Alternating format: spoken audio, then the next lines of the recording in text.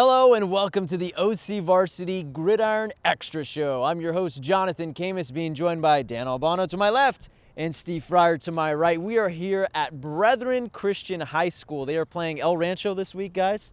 And Rancho Christian. Rancho Christian. I get all these ranchos mixed up. Rancho Cucamonga, Rancho Cal State Fullerton. Rancho Relaxo. There we go. Rancho Mirage. Rancho Mirage. All right, guys. Steve, let's have some background about Brethren Christian High School. We're here in Huntington Beach. Talk a little bit about this program before we throw it to the fellas and coach. Well, a long time ago, the school used to be in Cypress, some years ago, and they've had some great athletes that come through here.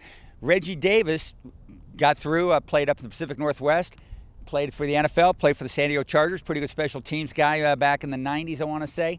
So they had that guy there. And then they had one of the biggest names around, because he's a really big guy, Mamadou NJ, who played over at UC Irvine, the big 7'8", tremendous, sweetest person in the world. 7'8". 7'5", baby. Yeah, give him 3 more inches. It seemed like 7'8" whenever I talked to the cat. But he was here as well. It was very interesting. They wanted to send her, and the family lived right in the area. They wanted to send her to a kind of a low-key school that still had some good athletics and and excellent academics, and they found a great spot. Okay, now we're gonna throw to the players and coaches. We talked to Coach about playing Jim Kunow, and we talked to the players about they were in the Academy League, right, Steve? And so that kind of disbanded as far as Brethren Christian wanted to go freelance. We talked to the players about not playing in league anymore and if that affects their drive heading into this season. It is tough not having to be able to go for a league championship, but it doesn't change our mind. We still got to win, got to compete, and just get ready each and every week. We haven't beat St. Margaret's. I don't think we've ever beat them in school history. So I mean, that's pretty much our goal now. And we obviously want to beat Korean because they're a pretty good team too. And but that doesn't change our point of view on what happened. I believe our defense, although we're young, we have that drive. We have that natural drive, and it's a small group of kids, but we feed off of each other. And I feel. The farther we go into season, the stronger we'll be as a defense. Well, I know Jim is one heck of a coach. I mean, I've been watching him for a long time, and I remember the CIF championship team, state champion. So we have a great deal of respect. We are lucky we won a quarterfinal game last year against them, so I figure he's been plotting for a whole year, so I'm nervous. He always taught me take what the defense gives you. Also, just from off-season preparation, really learning your guys and learning the team that you have and being able to build on the offense around the strengths and weaknesses and trying to hide the weaknesses and utilizing the strengths. Our thanks to Brethren Christian for hosting us today on the OCVarsity Gridiron Show. They have a team this week that they are very much prepared for, Dan. What's your take on it? And hey, I think you have high praise for Brethren Christian. I heard you talk off topic off the show.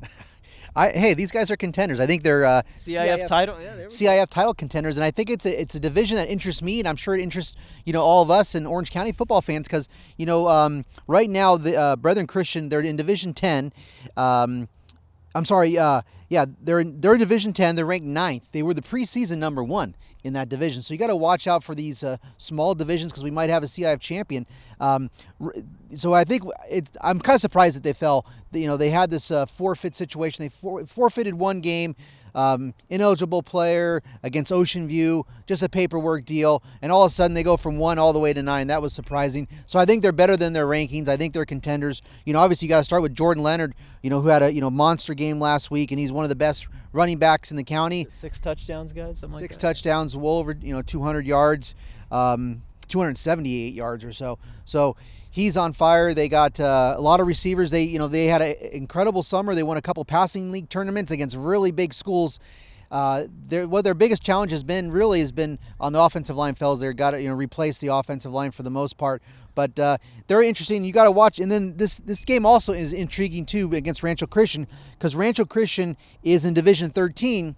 And they're a highly ranked team in Division 13. Well, we also have another OC contender in that division. That's Santa Ana, and they're the number 1 ranked team in that division. So you can get a good gauge about what are CIF title hopes looking like for Santa Ana by how Brethren does against Rancho Christian, and of course they're coached by Jim Kunow, and then Rancho Christian. One more of quick fact is just that they're coming off a loss to Aquinas. a close game at Aquinas. Aquinas of San Bernardino is in Brethren Christian's division. So we're going to get some good, like we were talking in the previous show, get some good reads on a couple teams and a couple, I think we could have a lot of, I don't know what you think, Fryer. There's going to be a lot of CIF, potential, a lot of CIF champions this year with the way, the spread out divisions. Could have a lot of teams crowned. I'm thinking Catella, I'm thinking Santa Ana. There's a bunch of, from divisions 10 through 13, there's a bunch of county schools scattered through those smaller divisions out there. I think you're right, Dan. We could have some teams that haven't, been in a CF championship game in a long time or ever. They got a chance to raise a plaque come December. It's going to be fun to see. Maybe Mater Dei in Division 1. The Monarchs haven't won a division title. When was the last time? Does anybody know the year? When was the last time Mater Dei won CIF? And we saw Coach Rollinson and company, the Red Storm, host a CIF plaque. What year was that? Good Lord, what are we talking about here, man? Our fans are just saying, you couldn't not talk about Mater Dei for 1 week, and they're off this week. All right, we'll kill it right there. We'll let the fans decide. Hey, tweet us, okay? Tweet everybody. Send all your right. answers in. I'm sure that Barajas knows it right off the top of his head. 1999. So I was going to say 98. So guys, if I don't cut them off, it's going to go on all But night. it could be a really special year, guys, where you have maybe an OC team win Division 1 and just go right on down the line. I don't know how we're going to fare in Division 2 and 3. Those divisions are looking tough. San Clemente La Habra is a Division 2, but there might be some better teams than that one. And then Division 4, you got Corona Del Mar. Going to be a real contender, I think, in Division 4. And then all these schools like Brethren Christian and Santa Ana and down. So I think it's going to be a great postseason. Yeah, and Jonathan's lost control of his show just now. I'm just going to drop the mic and leave, I don't know if... okay, no, I'll sign off. I'll sign off properly. Yeah, exactly. All right, thanks to Dan Albano. Thanks to Steve Fryer. And thanks to me for hosting the show and dealing with these two guys. I love you guys. Okay. All right. Check out OCVarsity.com for all your latest football information. That's OCVarsity.com. Where, Dan? We've got you covered. And we're going to talk some more as we walk out to the car. Oh, no, I can't deal with this anymore.